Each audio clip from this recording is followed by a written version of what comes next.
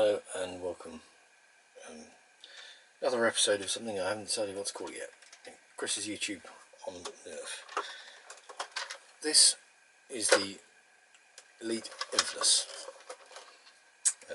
Not a new blaster, but fully auto. Comes with a 35 round drum. Has some rather funky gimmicks. I mean, the aesthetics of it a little weird. There's a few things I don't like. But the great features is fully automatic flywheel blaster. Yeah, okay, says rapid strike. This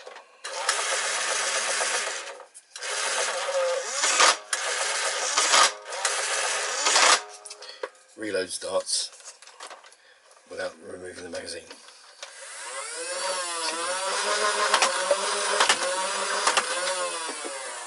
Okay, great. Unfortunately, it's got stock flywheels, stock motors, and takes 4 C-cell, D-cell, 1 second. 4, where are they? D-cell batteries, and doesn't get great performance out of it. That makes it heavy and expensive to run. This one I've jigged. On account of I don't play long games, I've put in there same voltage, 4 AA's. Yeah, you're not going to get the long-term games, but it works okay. So what should I do? Upgrade to replace the motors, put Lipo. Only problem with that is this thing has not only the flywheel motor, also has a dart feed motor. The actual mechanism in there has motor, set of wheels, 2 sets of wheels actually, to feed it in, to drag the dart in, to put it in place. So it then goes through to the pusher, which pushes it into the magazine. Okay, so I could have a split circuit where people have done it with the modulus. No, I've seen people do it where you have a circuit that runs the flywheels and possibly the pusher off of one battery, and you either have a voltage regulator or a separate battery pack to run the electronics. Because this has got, it's got a 1.5" square board with cables and electronics, and it's mad, which apparently won't take much over the standard 6 volts this runs on. So yes, I could do that, so that you would still maintain the loader mech as one circuit running off 6 volts, the pusher and flywheels running off another circuit running on a whatever Lipo you wanted to run it on, same as you would with a rapid strike. Only problem with that is that this has got, it's got a couple of funky features. Obviously it's got the auto load. You'd have to split the circuit to maintain that. Another interesting feature is, let's see, have I got enough? I should just about have enough darts to do this. Right, you can load on the fly, not just while you're running around, but while, if I pull down the red trigger, rev and fire and load, and you'll notice, if I can get it, I've only got 3 darts in there, if I can get it done, you'll notice that the firing stops while you load, so that you don't get a jam. So you can actually just stand there and pull down the rev trigger, pull the fire, pull down the rev, pull down the pusher, and just feed darts in as you go. I'll see if I can manage this. Right. Rev, trigger.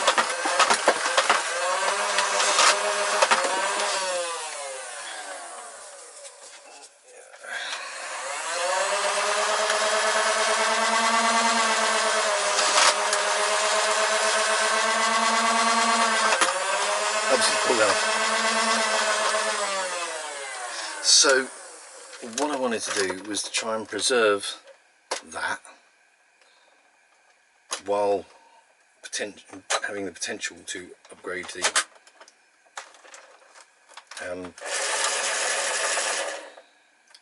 switches all over the place in this thing. Every time you do something it makes another noise. So what I wanted to do was to be able to potentially run it on Lipo but still maintain that functionality where you could feed darts and stop feed darts without stopping firing, which obviously if they're run on two separate circuits is not going to work. Looking inside this thing, I'll probably show you another video. It's a horrible mess of wires and switches with a dozen wires coming out of them that seem just to be a lock. Yeah, I don't know, it's nasty in there. I think I found a way with this is a very rough mock-up. Oops, very rough mock-up. It's got a little tangle.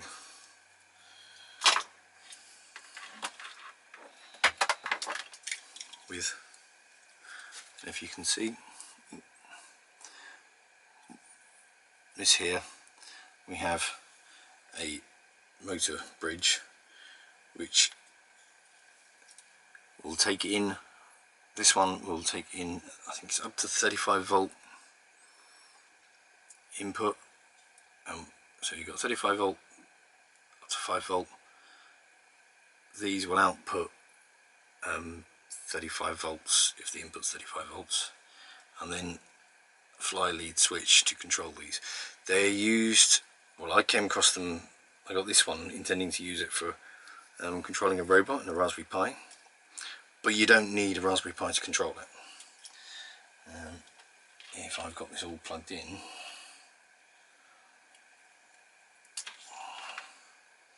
and switched on, right, so you probably can't see, but here we've got these two fly leads coming off the switch connectors. So we've got the 12 volt input, which goes to the 12 volt output, earth, and a 5 volt signal. Now that signal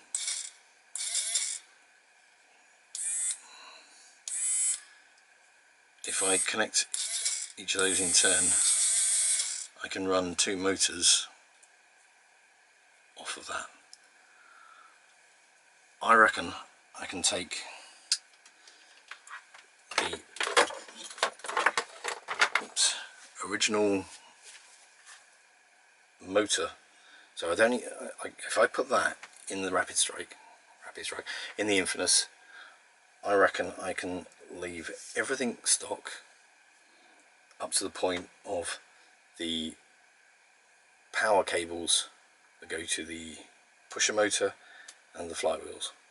If I take those two sets of cables, wire them up to those signals terminals on the motor bridge, those will then effectively, like an offset, maybe it is an offset, I don't know, I don't know, I'm not an electronics guy, will then pass the up to 35 volt signal through to the motor connectors, and those signal terminals will take a 6 volt signal, which is what the Infinus is currently supplying to the motors.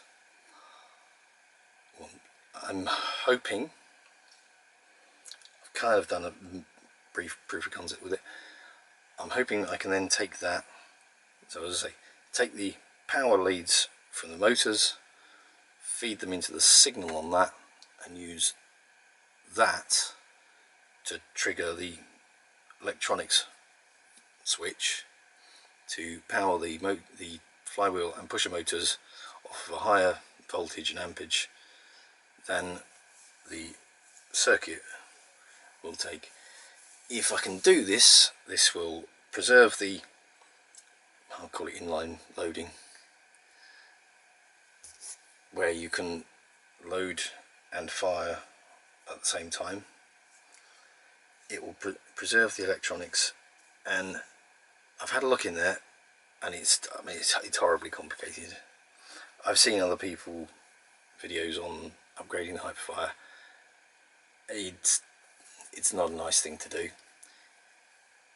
If this works, you literally just snip the power leads off of your pusher and your flywheels, replace the pusher and flywheel motors, run power leads off of those into the power connectors on the bridge, power the bridge, run the original power leads from the motors to the switches on the bridge, but connecting the common earth in the right place, and Bob's your uncle. That's the plan anyway. I've never upgraded past the Lipo.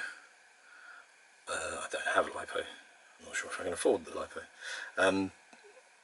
I've never really done much with electronics, and so far my blaster upgrades, yeah, not the most successful. I've got my Gold Strife, which is actually, I know people are going to hate me for it, it's running off two 9 volt PP3s, PP9s, two 9 volt batteries in parallel, so they give same voltage but they can deliver a higher current. For playing youth games, it's great. It gives you that little bit of extra, but it doesn't hurt. My other main upgrade that I've done, need to fix the battery door on this, was to actually put into Hellfire 8 AA's to make it 9 volts, which the stock motors seem to be able to cope with, and again gives you a distinct advantage over a bunch of teenagers playing stock blasters, because they're playing the other ones. But you don't need to worry about lipos or such like. My other upgrade is not going so well at the moment. This is my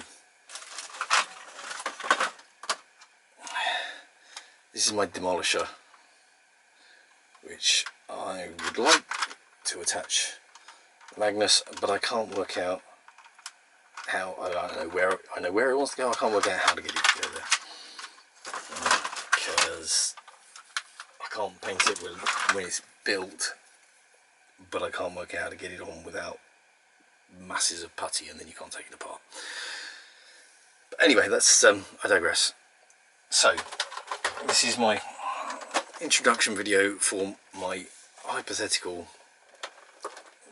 Infinus upgrade. Maybe that's what I call it, the hypothetical. I have, as I say, made some slight modifications to this already. I've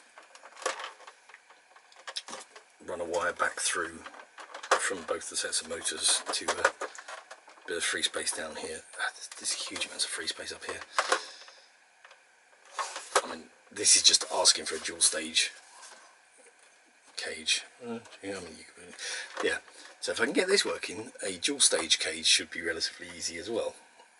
But let's see if we can crawl before we run. Anyway, I'm Chris, that's my Infinus. Let's see if I can get this done. I may not be able to do it actually on Lipo because I don't have Lipo, don't have motors, don't think I can afford them right now. But if I can get it running off, if I can prove that I can feed through even just 9 volts or 12 volts out of the